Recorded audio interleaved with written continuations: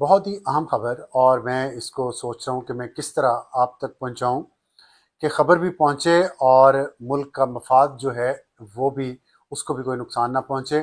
तो बड़ा ही एक मुश्किल मरहला होता है ये एक सहाफ़ी के लिए। सन्नाटा छाया हुआ है, खामोशी है, लेकिन खामोशी हमेशा किसी बड़े तूफान का पेशखैमा होती है। जब पिछले 48 घंटे के अंदर जो कुछ हो गया या 72 घंटे के अंदर पाकिस्तान का प्राइम मिनिस्टर मुल्क से भाग चुका, मतलब फरार हो चुके, वो पाकिस्तान के अंदर नहीं है। पाकिस्तान के डिफेंस मिनिस्टर इस वक्त पाकिस्तान के अंदर नहीं है। आप हैरान हो रहे होंगे, दोनों ने जिन्होंने नोटिफिकेशन के ऊपर कोई ना कोई दस्तखत करने हैं, कोई ना कोई अप्रूवल देनी है, वो दोनों पियादेश पधार गए।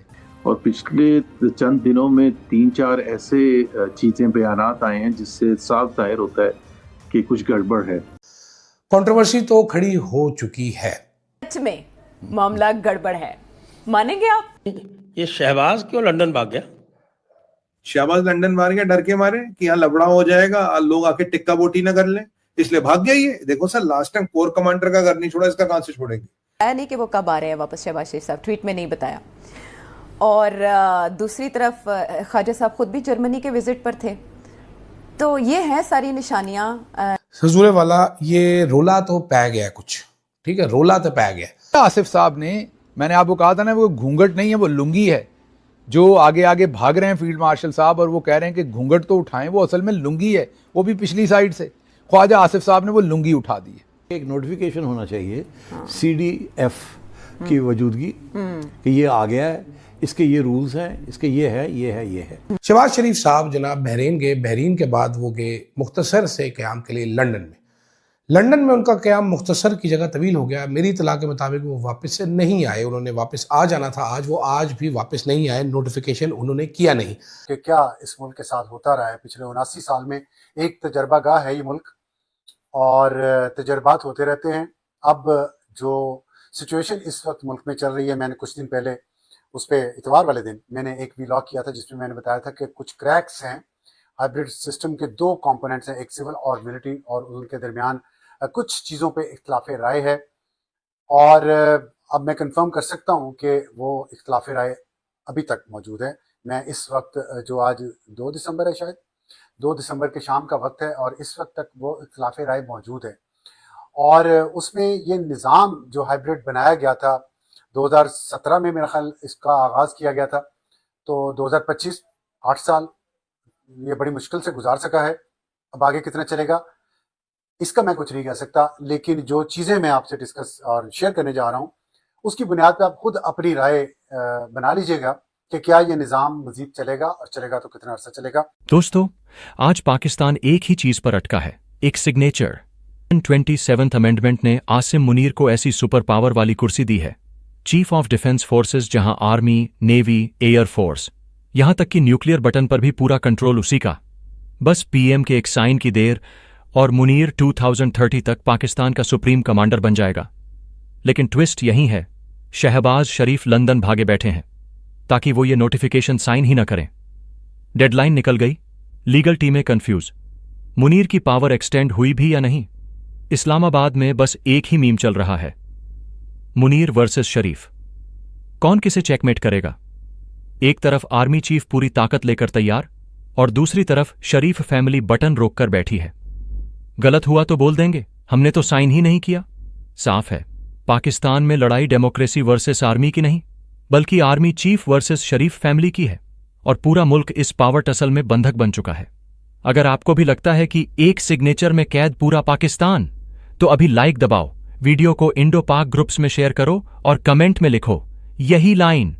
और ऐसी ही तेज अंदरूनी पाकिस्तान, जियोपॉलिटिक्स और पावर गेम्स की हर नई अपडेट के लिए सब्सक्राइब प्लस बेल आइकन जरूर दबाओ। लीगल लकूना ये पैदा हो गया कि विदाउट नोटिफिकेशन, विदाउट एक्सटेंशन का नोटिफिकेशन, अभी आर्मी चीफ सब बैठे हैं, उनकी क्या लीगल पोजीशन है हमें नहीं मालूम। अब एक तो अपडेट ये है कि आसिम मुनीर साहब के पास कोई नोटिफिकेशन नहीं है, और होता हुआ भी आज कम अज़ कम कोई नोटिफिकेशन नज़र नहीं आ रहा। पहले इन्होंने अपने बड़े ही करीबी जर्नलिस्टों से कल ये खबर करवाई कि शहबाज शरीफ साहब को हंगामी सूरत हाल के अंदर फौरी वापस पाकिस्तान पहुंचने के अहकामात दे दिए गए हैं। वो तो फौज तो कहती है कि हमें ये अपने ये सियासी मामलात से दूर रखे, हमारा इनसे कोई लेना देना नहीं है। तो वो तो कह रहे हैं मुसलसल इसमें हमारा, we have nothing to do with politics. And you believe that? You honestly believe that? बिल्कुल। वो जब आपकी फौज का स्पोक्स पर्सन ये कह रहा है कि हमारा इस सियासत से कोई ताल्लुक नहीं है, तो I believe in what he is saying. और जनरल मुशर्रफ का भी कोई ताल्लुक नहीं था, जनरल जिया का, याहिया का, अयूब खान का, इन सब का सियासत से कोई ताल्लुक नहीं था। तो अगर मुल्ला मुनीर को लग रहा है he is indispensable, nobody can dispose him of, he is bloody wrong. कभी भी निपट जाएगा। जितनी पावर को ब्लॉक करेगा उतनी लाइफलाइन छोटी होगी। ये पाकिस्तान है बेटा। तो आपने डिलीवर नहीं किया। डिलीवर क्या करना है कि इमरान खान वाला किस्सा खत्म करो, ताकि वो होगा ही नहीं, ऑप्शन ही नहीं होगा, तो हम ही होंगे पीछे। ठीक है, एक तो ये चीज। और दूसरा वादा ये था कि नवाज शरीफ को वज़ीर आज़म बनाना है, वो भी नहीं बनाया गया। इतलात ये हैं कि जो ख्वाजा आसिफ हैं वो जर्मनी जाकर बैठ गए हैं, और जो शहबाज शरीफ हैं वो लंदन जाकर बैठ गए हैं, और वहां से बैठ के कहते हैं कि हो जाएगा, नोटिफिकेशन पर काम शुरू कर दिया है, हो जाएगा, शोर नहीं मचाओ। शरीफ खानदान ये जानता है कि जर्नैल बदला लेते हैं, और खासतौर पे ऐसा कीना परवर जो 3 साल से जिसका बदला नहीं पूरा हो रहा, उसने हर जुल्म करके देख लिया। तो आपको लगता है कि शरीफ खानदान उसके सामने स्टैंड लेंगे? सब जानते हैं वो कहीं जाने वाला नहीं है, वो चिपक गया है इस निजाम को, और वो इतनी आसानी से नहीं जाएगा। तो शरीफ खानदान जानता है कि यार इमरान खान जैसे मकबूल तरीन बंदे को इस बंदे ने इस परसेप्शन पर कि तुमने मेरा तकर्रुर रोकने की कोशिश की थी, अगर हम इसकी एक्सटेंशन रोकने की कोशिश करेंगे, इसने आगे चलना तो चलना ही है, ये तो हमें तुन के रख देगा, ऐसी जगह तुननेगा कि हमें सांस लेने का मौका नहीं मिलेगा। कि मरियम नवाज और नवाज शरीफ चाहते हैं कि जो 2 4 स्टार जनरल बनने हैं वो हमारी मर्जी के लगे और उनको फौरी तौर पर लगाया जाए। एक वाइस आर्मी चीफ जो deputy army chief 4 star general होगा, एक स्ट्रेटेजिक कमांड जिसके पास एटम बम होगा। अब आप बार बार कहेंगे ये एटम बम वाले से इन्होंने क्या करवाना है? एटम बम वाले से इन्होंने करवाना ये होता है कि ये एटम बम वाला जिसके साथ होगा अमेरिका और दूसरी बहुत सारी जो ताकतवर ताकतें होती हैं, उनका फिर लाइजॉन उसी धड़े के साथ होता है जिनका बंदा एटम बम के ऊपर बैठा हो। इसलिए शरीफ खानदान ये समझता है कि जो स्ट्रेटेजिक कमांड है, मतलब एटम बम के ऊपर लगने वाला जनरल जो है, वो उनका खासुल खास आदमी होना चाहिए। और डिप्टी आर्मी चीफ तो जाहिर है जो वाइस आर्मी चीफ होगा वो तो उनको चाहिए, क्योंकि आप ये इक्वेशन वही समझ लें जो मुशर्रफ साहब और कियानी साहब की बनी थी। जैसे ही कियानी साहब वाइस आर्मी चीफ बन गए थे, या जो भी आपने कहना है आर्मी चीफ बन गए थे एक किस्म के, तो बस उसके बाद या DGISI थे, लेकिन उनको जब आशीर्वाद मिल गया था तो उन्होंने लंका ढा दी थी परवेज मुशर्रफ की। अब वही काम फील्ड मार्शल साहब के साथ हुआ है, और ख्वाजा आसिफ साहब ने जो बची बचाई इज्जत थी वो सरे बाजार इनकी नीलाम कर दी, ये बता के नोटिफिकेशन चाहिए और हम काम कर रहे हैं और हो जाएगा, खामोश रहें। इमरान खान और फैज़ की गिरफ्तारी काफ़ी नहीं, अभी तक नोटिफिकेशन भी नहीं हुआ। सूरत हाल इतनी अच्छी नहीं जितनी दिखाई दे रही है। ये दूसरे शख्स हैं जो PMLN के बहुत करीब हैं, मतलब इनकी जॉब शॉप भी PTV में की हुई है। इससे पहले अबसार आलम तो उनके मुंह बोले बेटे हैं। ये 2 लोग बता रहे हैं कि सूरत हाल अच्छी नहीं है, नवाज शरीफ उनसे खुश नहीं है, मामला जो हैं वो बिगड़े हुए हैं, और इन्होंने ये भी कहा कि अगर मामला ठीक ना हुए तो फिर दिसंबर के अंदर जनरल्स का और PMLN का दमादम मस्त कैलेंडर हो जाएगा।